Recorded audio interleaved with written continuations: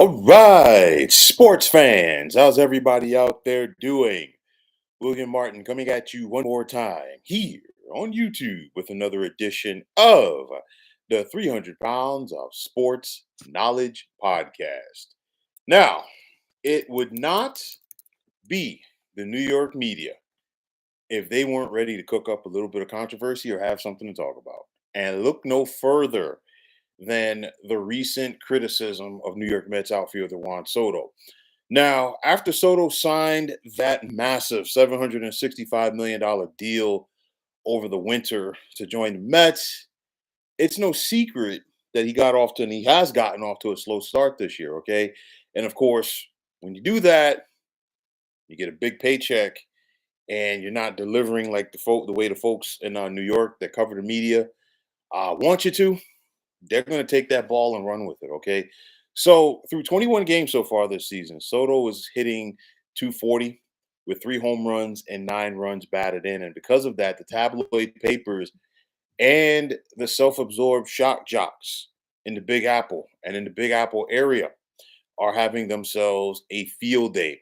But Met fans have decided to take the high road in regards to Juan Soto. We saw it last night wearing each at bat for the Mets. They gave him a standing ovation. And in New York's 5-4 win over the St. Louis Cardinals, the near capacity crowd at Citi Field showed that support for Juan Soto. He went 1 for 3 with a walk and a run batted in. And he followed that up today with a 2 for 4 performance with another run batted in. And you just have to wonder when the slugger or if the slugger is about ready to turn the corner at the plate. Uh, the other question for me is Soto pressing. I'll tell you like this, possibly, because you can think about it. With one stroke of the pen, Juan Soto just became one of the richest professional athletes in history. Okay, just with one stroke of the pen. And of course, with a big contract also comes heavy expectations. It's the name of the game.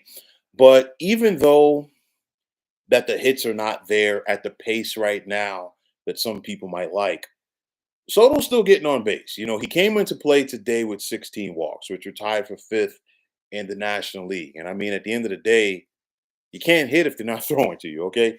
You also have to ask yourself: Has Soto's presence in the Mets lineup has it affected Pete Alonso? Absolutely, because right now the polar bear is raking for the Mets, and of course.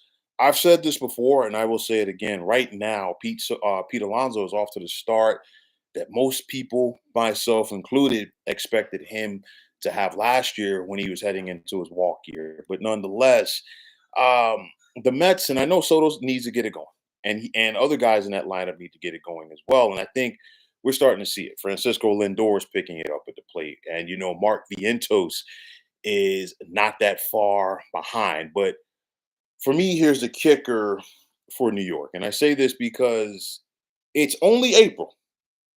We've got plenty of baseball that still has to be played on this season. And even with that said, with the struggles of Juan Soto so far this season, the Mets are still in first place in the NL East. And, they're clearly okay with the slow start by Soto. So when the slugger does get it going, and he will, how dangerous will this Mets lineup be? That's the scary thing because Soto has shown throughout his career, whether it was the Nationals, whether it was the Padres, or whether it was the Yankees, he has the ability to get it going for extended periods of time and put a lineup on his back. And I think, he will get it going at some point. It's not a matter of if, it's more like when. Now, there's some criticism, and there's been a lot of criticism, and there's going to continue to be criticism if you're Juan Soto because the contract that he got, and I think B, the bigger factor for me is that New York will always be a Yankees town. Okay, and I'm not here to step on toes for people who are Mets fans. It is what it is. The Yankees are the older franchise. They've been around longer. They have more history. Okay, and it's a who's who of Hall of Famers. Not to mention, nobody has more World Series championships than the Yankees. Of all of the four major sports in the United States, nobody has more championships than the Yankees. So again, like I said, there's a lot of history there. But with that said, I don't think that fans of the Yankees still want to accept the fact that Soto not only left the Bronx, but that he left the Bronx to go to Queens to join the Mets. Because at the end of the day, a lot of people who follow the Yankees, they view the Mets as their little brother. I'm not trying to say this to step on people's toes. I'm just stating the way it is. Okay. But I get it where Yankee fans are frustrated that Juan Soto left. And I get it that they're frustrated that he left to join the Mets. However, it's not like Juan Soto was a homegrown talent of the Yankees. He was a rental. And if you're in New York, if you're the Yankees, okay, you had to accept that, especially when they really couldn't get a deal done prior to the start of last season. You knew basically that's code for I'm going to ball out and I'm going to go to the highest bidder. And Juan Soto did have a big year in the Bronx last year for the Yankees. He hit 288, 41 home runs, 109 runs batted in. And of course, he came up big in the postseason as he helped New York reach the World Series. Okay. But again, in the wildest dreams of Yankee fans, they would have never thought that Soto would have left the Bronx for Queens. It's that plain and simple. I know that some people are going to say, well, he didn't want to play in the shadow of Aaron Judge. Being a Yankee wasn't, his cup of tea per se. I think, and we've heard rumors, on social media for several years. I think Juan Soto wanted to be a Met and the Mets wanted Juan Soto. And I think a lot of this changed once Steve Cohen purchased the Mets, and he's changing the culture there. Okay, and that's a big, tall task, if you will, because when you think about the Mets, I know that they've won two World Series championships, but when you think about the Mets historically, you think about a lot of futility. But nonetheless, Cohen is a guy. He's coming in, like I said, he's looking to change that culture, and he's also not afraid to go out there and spend big bucks on contracts, and that's something that will always be on the radar or star players in a sport as well as their representatives. So it's one of those where the Mets wanted Juan Soto. The Nationals weren't going to trade him within the division, and the Mets weren't going to give him the prospects. And then they traded him to San Diego after he turned down the $440 million extension to stay in DC. And the Yankees went for it in the hopes that maybe Juan Soto would like it in the Bronx and then want to stay there. But like I said before, and I know that some people may not want to see it like that, but in my opinion, the Yankees needed Juan Soto more than Juan Soto needed them because they wanted to sell the championships and the tradition to him. But Juan Soto already came to New York with the championship on his resume. As he was big in helping Washington win it all back in 2019. At this point, he wanted to get paid. Okay, there's no ifs, ands, or buts about it. But when it's all said and done, I think Juan Soto will get it going, and all of this will be, maybe a couple of months from now, a murmur here or there, but at the end of the day, it'll all be moot. Aiden, what's going on, my man? Please forgive me for taking so long to get to your comment there. You're saying, yeah, and he said the Judge was the best hitter on the planet. Don't believe Soto anymore. At the end of the day, my man, money talks and everything else walks.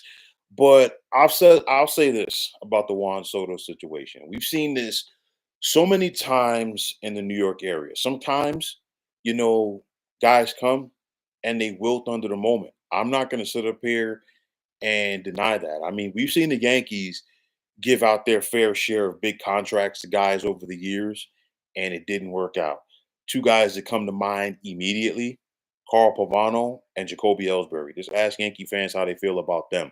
But nonetheless, in the Mets, they're right in that category too. I mean, if you want to talk about bad contracts for the Mets, doesn't really get any worse than Jason Bay. Okay, but nonetheless, um, we've seen this before from star players in the New York area. They come in, and they start off slow. They hear the boo birds, and you hear the questioning, the criticism, you name it.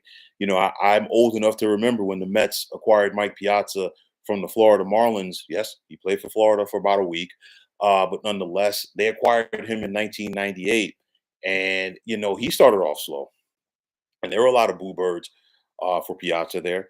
The Mets went on a road trip. They started off in Colorado, you know, very comfortable if you're a hitter out there in that thin Rocky Mountain air. Piazza got it going, and the rest was history. Okay. Slow start from Alex Rodriguez when the Yankees picked him up from Texas back in 2004. And, A Rod faced his fair share of criticism throughout his time at the Yankees because at the end of the day, he wasn't Derek Jeter. But nonetheless, A Rod was vital in the Yankees winning their last championship back in 2009. Switching sports and going to football. I remember when the New York Giants made that draft day trade back in 2004 to obtain the draft rights from the San Diego Chargers for quarterback Eli Manning. And people were like, oh, he's Peyton's little brother. Yeah, but the Giants gave up too much. And with every interception that he threw, every game that he lost at first, people were quick to jump on the criticism train for one Eli Manning. And it wasn't until Eli got it going in that playoff run for the Giants in 2007. And of course, once again in 2011. And whether it's New York or New Jersey, Eli will never have to buy another drink or another meal in either one of those two states right there. So I think when it's all said and done, and I'm not going to sit up here and pencil Juan Soto in to be the World Series MVP this October. No, but nonetheless, I think he's going to get it going, and I think this will all be forgotten. You look at the Steve Cohen factor, and like I've talked about, Cohen being in the process of changing the culture for the Mets. We saw him go out there and be a part of the talks to get Francisco Lindor over from Cleveland. We saw him go out there and be a part of the contract negotiations with Francisco Lindor, and he's had his ups and downs. Had a slow start himself last year, but Frankie Lindor, probably arguably there was nobody in baseball playing better baseball than he was the second half of last season. He had a couple of talks with Steve Cohen, Edwin Diaz, the same thing. And I think Juan Soto will get it going. He's going to get support from the Mets. And like I said, the more that the other guys hit, because this is a deep lineup and it will be a deep lineup, I think things will be okay for that team.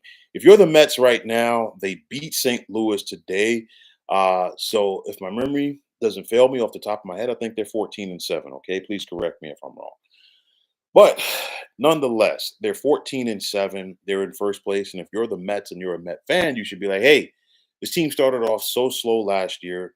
They were 10, 11 games under 500 in May, and then they picked it up over the second half. So now they're doing this good without the best contributions of their best player or their most high price player. Okay, but sometimes you know what? You just need a bloop here or a little single here to get it going. We saw Soto get one hit last night. We saw him get two more today. And I think it's only a matter of time before the hit brigade starts. I think as the weather warms up in New York City and the Northeast region, I think so will the bat of Juan Soto. And when it's all said and done, I think he'll make a lot of happy people out of the fans that are making the trek to Flushing, Queens to see the Mets play this year. So when it's all said and done, the New York media, they need stories to write. The New York media, the shock jocks, they need things to talk about. And I think at the end of the day, a lot of those shock jocks, they carry their emotions on their sleeves for the teams that they like, whether they're a Met fan or Yankee fan. Okay, that's just my 2 cents on it. All right. But nonetheless, I think Soto will get it going. I think 2 months from now, we'll look back on this and say, hey, you know what?